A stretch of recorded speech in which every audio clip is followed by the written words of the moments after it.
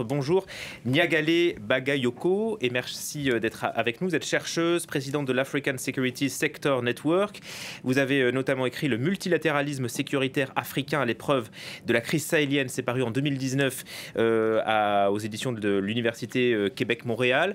Là, clairement, on est dans une victoire stratégique qui pourrait avoir des conséquences. À mon sens, on n'est pas dans une victoire stratégique, on est dans une victoire opérationnelle de niveau tactique, absolument indéniable, mais qui, à mon avis, ne va pas fondamentalement modifier les équilibres et la progression d'un certain nombre de groupes sur le terrain. Pourtant, le numéro 1 de l'EI était une figure centrale du mouvement. C'était lui qui l'avait créé en 2015. Et puis, il s'attaquait à des combattants, mais aussi à des civils. Alors, non seulement il l'avait créé en 2015, mais il était présent au Sahel depuis bien plus longtemps, sans doute depuis le début des années 2010. Il a appartenu à Al-Qaïda au Maghreb islamique, puis ensuite au Moujao, puis ensuite au groupe Al-Morabitoun, dont avec lequel il a fait sécession pour précisément créer ce groupe et s'affilier à l'État islamique. Donc effectivement, il s'agit d'une figure qui maîtrisait non seulement ses combattants, mais qui connaissait extrêmement bien également les autres acteurs de la galaxie djihadiste qu'il combattait d'ailleurs d'un autre côté. Donc à n'en pas douter, cela désorganise et déstructure de manière conséquente la chaîne de commandement au sein de l'État islamique au Grand Sahara, d'autant plus que le numéro 2, le numéro 3 ont également été soit neutralisés, soit interpellés. Donc effectivement, c'est une victoire et un succès indéniable, mais qui, à mon avis, ne s'inscrivent pas dans une dynamique de fond, étant donné la façon dont ces groupes démontrent leur résilience et leur capacité très rapide de régénérescence. Quel est votre avis sur le calendrier? Le numéro 1 a été tué, nous dit Paris, au mois d'août. On l'apprend presque un mois plus tard. Pourquoi, à votre avis? Le temps de vérifier si c'était bien lui qui avait été assassiné? Alors, les premières rumeurs de la mort de Hawass, comme on le surnommait, remontent à peu près au 20-22 août. Donc, sont apparues quand même très rapidement. Donc, le délai pour que les autorités françaises s'expriment à ce propos me paraît très long et on peut s'interroger sur la question de savoir si les rumeurs qui entourent aujourd'hui les négociations qui seraient en cours entre les autorités maliennes et la Russie, plus exactement la compagnie mercenaire Wagner, n'accélérerait pas la volonté de la France de démontrer qu'elle est efficace en réalité au Sahel, parce qu'il y a un très grand doute et un très grand scepticisme, y compris dans l'opinion publique malienne. C'est une manière pour la France de reprendre la main au Mali ? Je ne sais pas si c'est une façon de reprendre la main, mais c'est en tout cas une manière d'affirmer qu'elle reste un acteur présent. D'ailleurs, Florence Parly l'a dit de manière extrêmement claire pendant sa conférence de presse. Il ne s'agit absolument pas de renoncer en quoi que ce soit à la lutte antiterroriste au Sahel.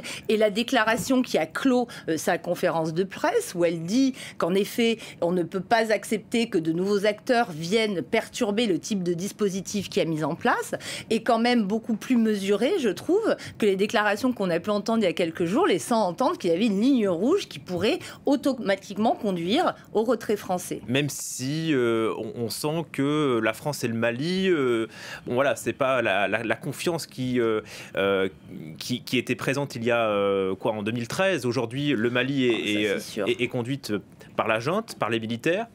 Le calendrier est plutôt flou. On ne sait pas s'ils rendront et quand ils rendront le pouvoir aux civils. Ça, il est certain qu'entre 2013 et 2021, le changement dans la nature des relations diplomatiques entre la France et le Mali est absolument majeur. Moi, à mon sens, les deux pays traversent une crise diplomatique profonde, mais qui ne date absolument pas du premier coup d'État, ni même du deuxième, qui remonte, à mon avis, à l'époque du sommet de Pau, où justement on a beaucoup entendu parler de cette concentration sur le IGS, groupe auquel appartenait Al-Sahraoui, alors que les autorités maliennes, le président avait décidé d'entrer en négociation avec l'autre groupe djihadiste, le NIM, affilié à Al-Qaïda, et ce désaccord perdure, quelles que soient les autorités civiles ou militaires qui se succèdent. Et le Mali, je trouve, aujourd'hui, est en mesure de jouer une carte assez fine, en démontrant la diversité de ses partenaires, qui ne sont d'ailleurs pas nouveaux.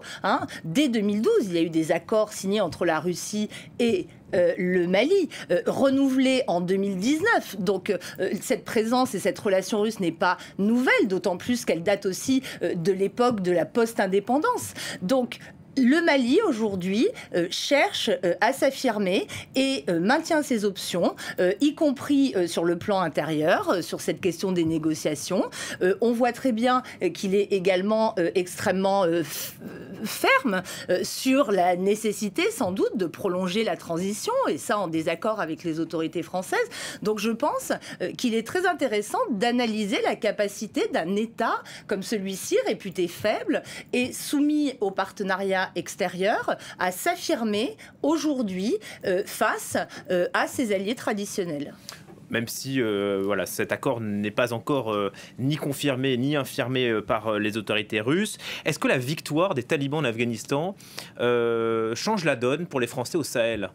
Est-ce que la leçon que les Américains, ce revers que les Américains ont subi en Afghanistan, est-ce qu'on en fait une leçon pour les Français?